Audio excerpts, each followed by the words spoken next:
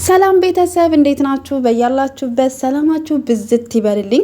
ጨሪቃዎች እምር ድምቅ ፍክት ብለው እንግዲህ በትልቅ ሰርፕራይዝ እና ስጦታ መጥተዋል።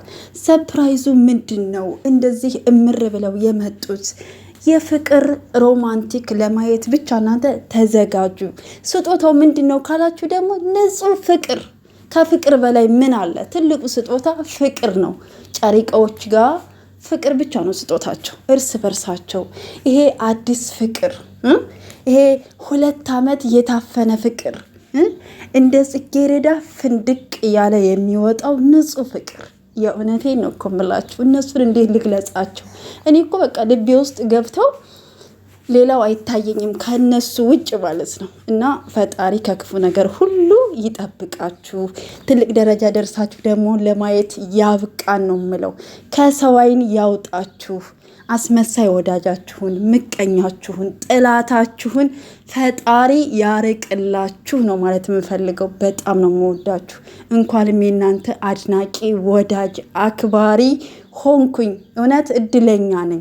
ምክንያቱም መልካም ሰውን እንደማየት እንደመከታተል የሚያስደስት ነገር የለም። እውነተኛ ብዙ ነገር ተምረን መተሳሰብን፣ መከባበርን፣ መዋደድን ሌላ ቦታ ፍቅር ምን እንደሆነ እናንተ ጋር አይተናል።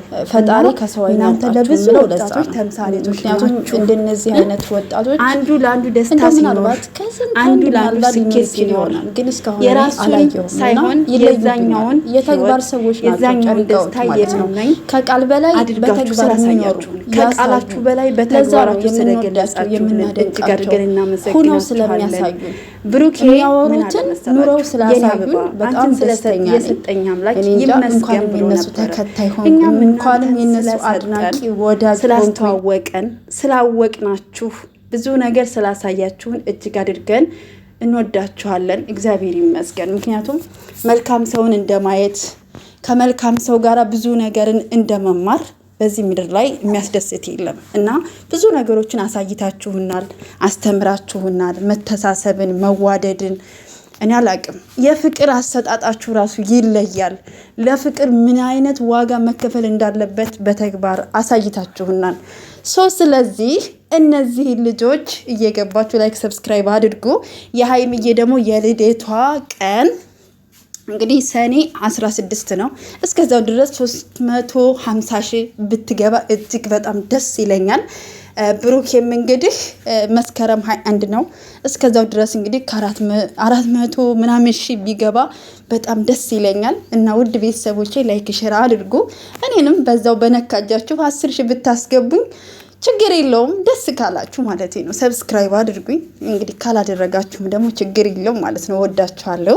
መልካም ጊዜ ይሁንላችሁ። ጨሪቃዎችን እንግዲህ በሰዓት እንዲመጡልን እንጠብቃለን ማለት ነው እና ያው ጧት ላይ ቪዲዮ ሰርቼላችኋለሁ። ትናንትና በተለቀቀው ቪዲዮ ከትናንትና ወዳም ሀሳብ አስተያየቴን ሰጥቻለሁ።